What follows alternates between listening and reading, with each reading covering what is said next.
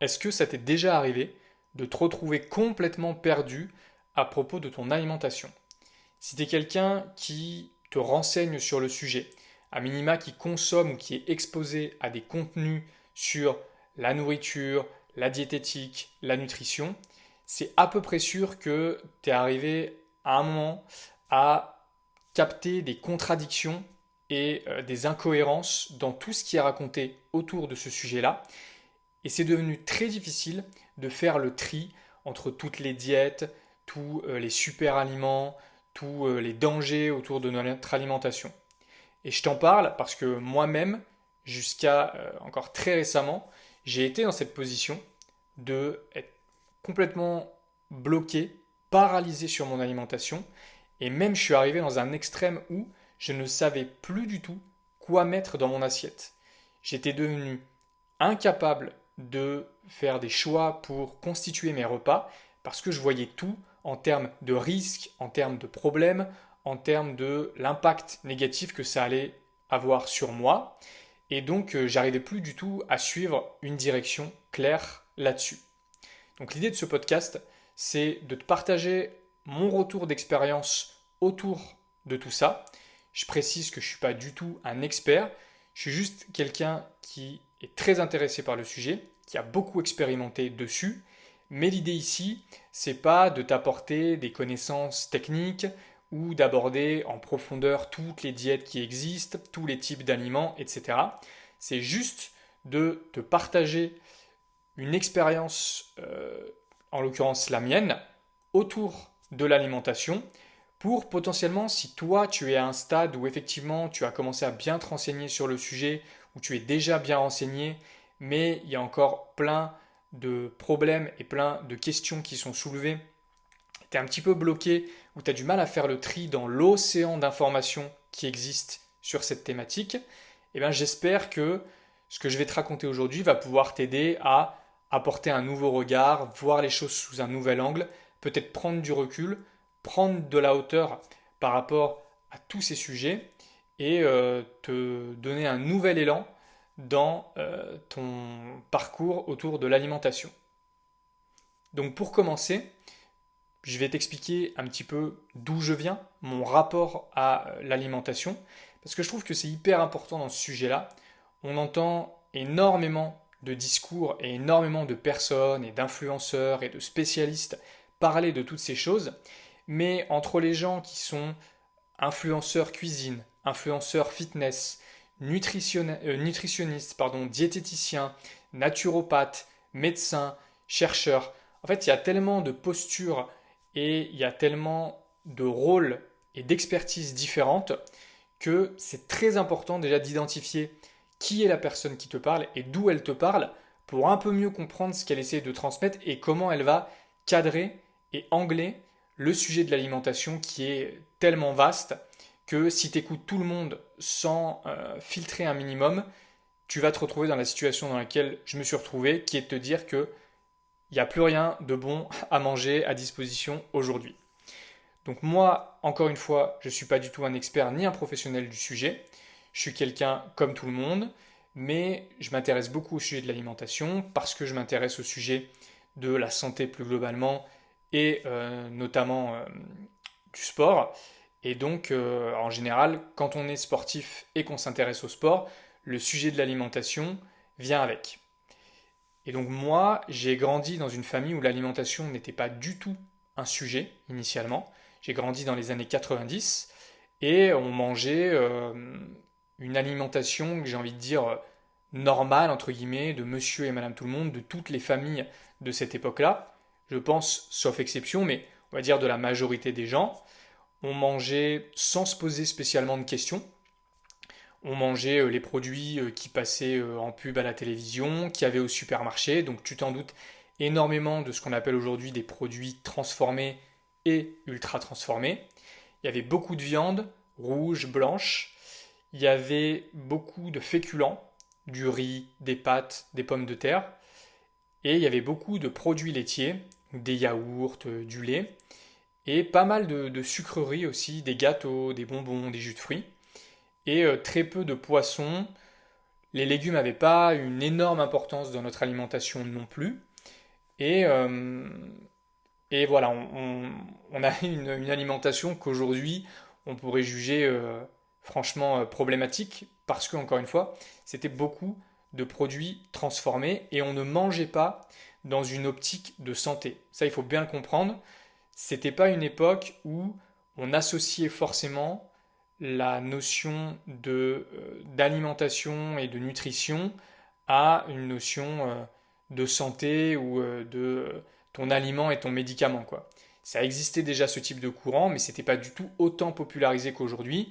Aujourd'hui, même quand tu regardes des grands médias, à la télévision, des JT ou autres, il y a des articles, des reportages qui sortent sur tel nouveau super aliment, telle diète, telle recherche qui a démontré tel effet de tel aliment sur telle population. Donc aujourd'hui, c'est beaucoup plus démocratisé qu'aujourd'hui, et c'est ce qui fait qu'on arrive à une espèce de masse critique d'informations où c'est complètement mind blow, quoi, ça prend la tête carrément. Mais à l'époque, c'était beaucoup moins le cas.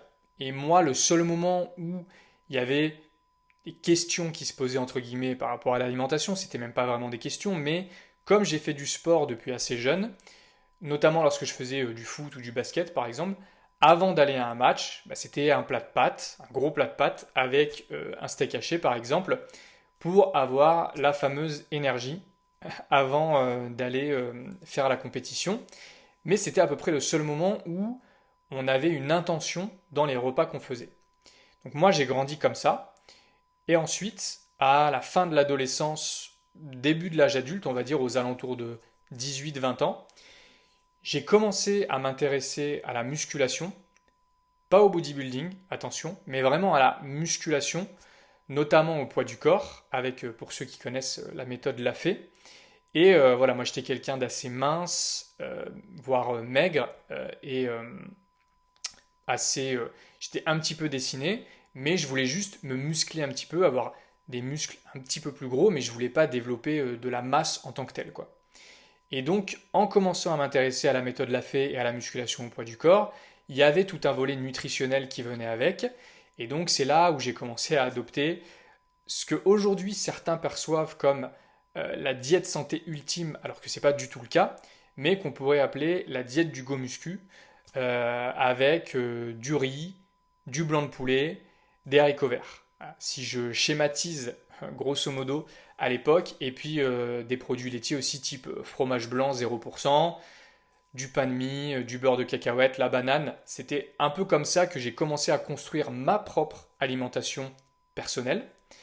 Et ça m'a duré un certain temps, quelques années quand même, où je m'alimentais comme ça, en pensant que, ben, vu que j'associais l'idée du sport et notamment de la musculation à une certaine idée de la santé, ben, pour moi, le fait de faire attention à ce que je mangeais et de choisir ce type de produit, c'était une alimentation orientée bonne pour la santé.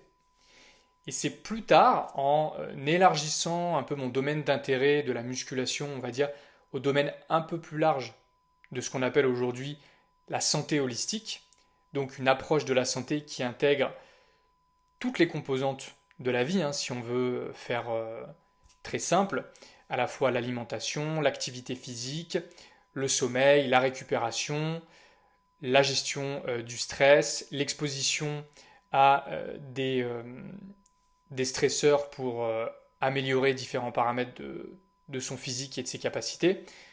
Bref, quelque chose qu'on pourrait rapprocher de la naturopathie. J'ai commencé à m'intéresser à ça et à élargir ma vision à la fois du sport et de l'activité physique et de l'alimentation.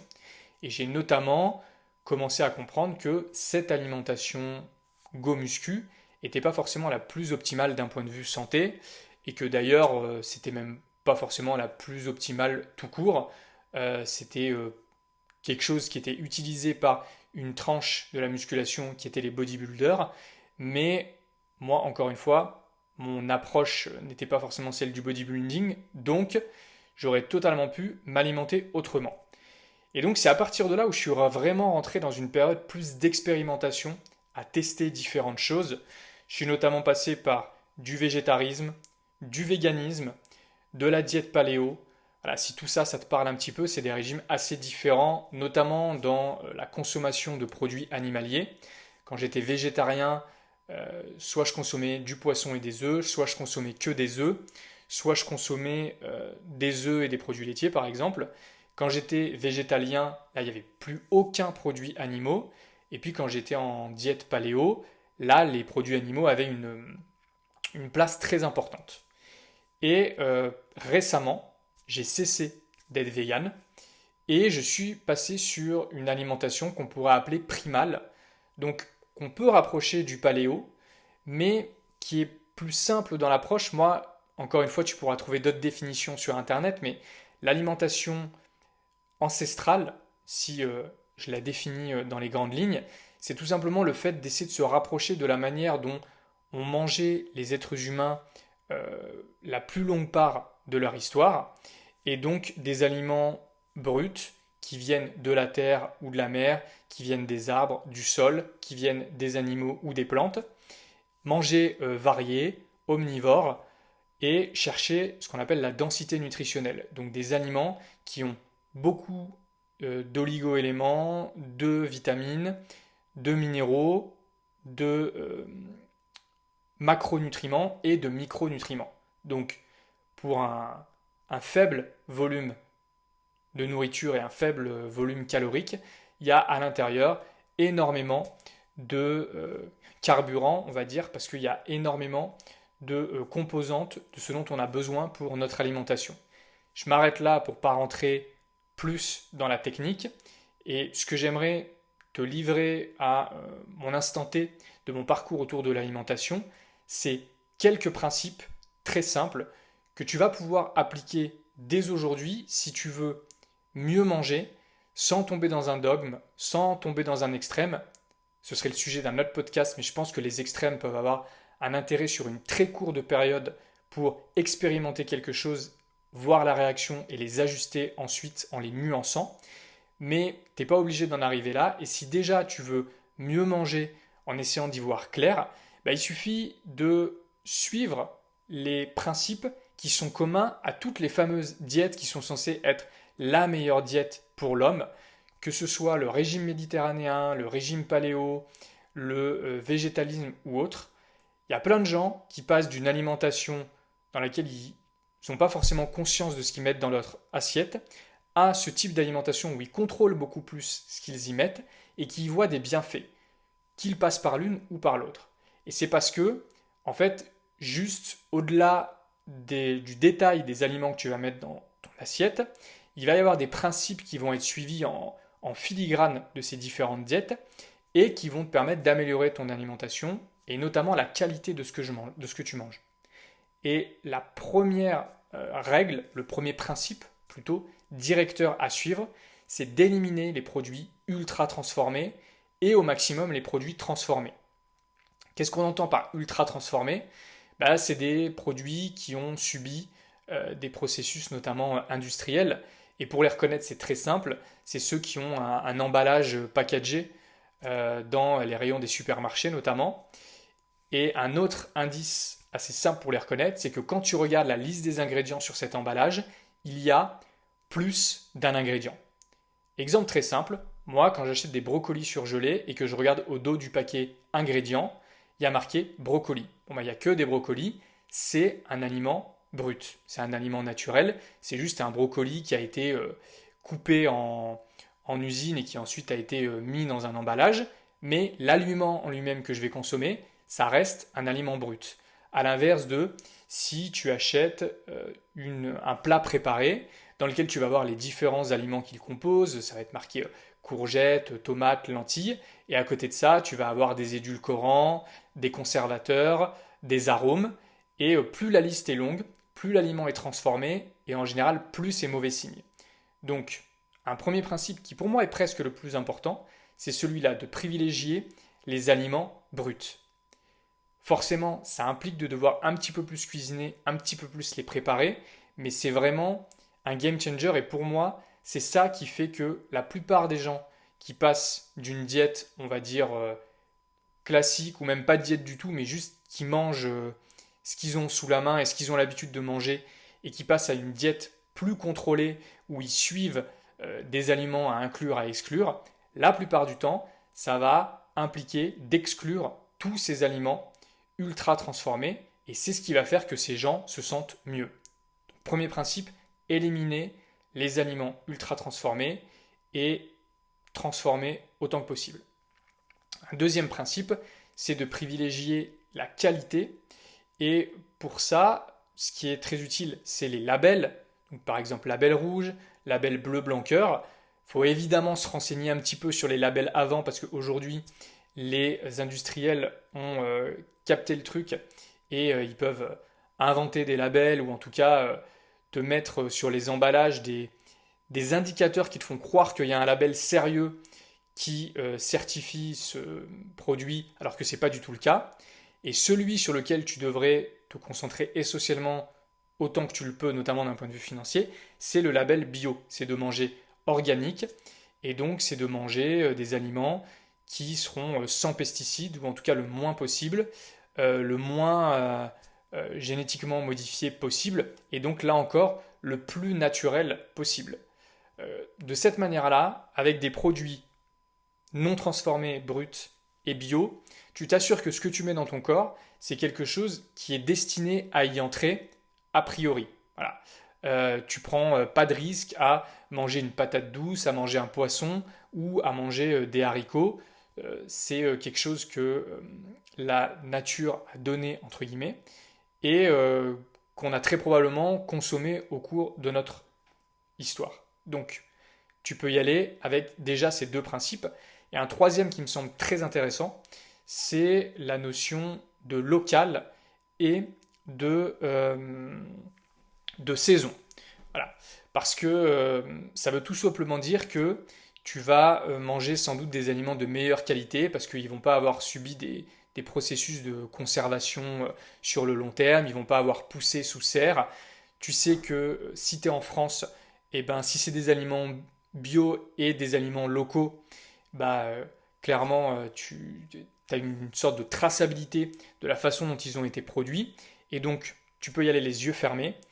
Et en plus, tu peux, si tu habites en France, que tu es français, etc., eh ben, il y a des grandes chances que si tu consommes ces aliments-là, tu consommes en fait comme tes ancêtres consommaient, s'ils sont nés sur la même terre que toi. Si ce n'est pas le cas, je t'invite à te renseigner sur tes origines, d'où viennent tes ancêtres, et à essayer de comprendre dans les grandes lignes, hein. Pas la peine de faire un test génétique ou autre, mais juste comprendre un peu dans les grandes lignes de quelle région du globe venaient tes ancêtres, comment ils s'alimentaient, et ça va te permettre de comprendre un petit peu mieux ce qui, toi, te correspond. Parce qu'on sait qu'il y a des peuples, voilà, qui digèrent mieux le lait, par exemple, que d'autres, certains qui ont plus l'habitude du gluten que d'autres. Tout ça, ça peut te donner aussi des indications pour cadrer un petit peu mieux les aliments que tu consommes et ta diète. Et le dernier élément qui est lié à ça, c'est une notion d'expérimentation. Alors, faut pas que la diète, ça devienne prise de tête et que ça devienne une charge mentale. C'est le meilleur moyen de dériver vers les troubles du comportement alimentaire, malheureusement. Mais juste de te dire que quand tu consommes un aliment, tu essayes d'être sensible et sensibilisé à l'effet qu'il va avoir sur toi. Donc, notamment quand tu introduis un nouvel aliment ou que tu consommes pour la première fois un aliment, bien observer la réaction de ton corps à cet aliment dans les heures qui suivent, et notamment le lendemain. Et ce qui se passe quand tu vas à la selle, c'est le meilleur indicateur pour savoir si tu digères bien ou non un aliment, si tu l'as bien assimilé ou pas, et quel impact il a sur toi. Après, il y a tout ce qui va être le ressenti, est-ce que tu te sens bien léger, mais on sait que les indicateurs de ressenti peuvent être faussés par une forme d'effet placebo, et donc l'analyse de ta digestion, ça reste un des meilleurs indicateurs. Donc voilà, si tu veux te simplifier au maximum le sujet de l'alimentation, et je pense que c'est déjà pas mal si tu arrives à suivre ces principes-là, concentre-toi sur les produits bruts et élimine les produits transformés, privilégie la qualité, notamment via le label bio, privilégie également autant que possible les aliments locaux et de saison, et enfin, garde un œil sur ta digestion et comment tu réagis aux aliments que tu consommes.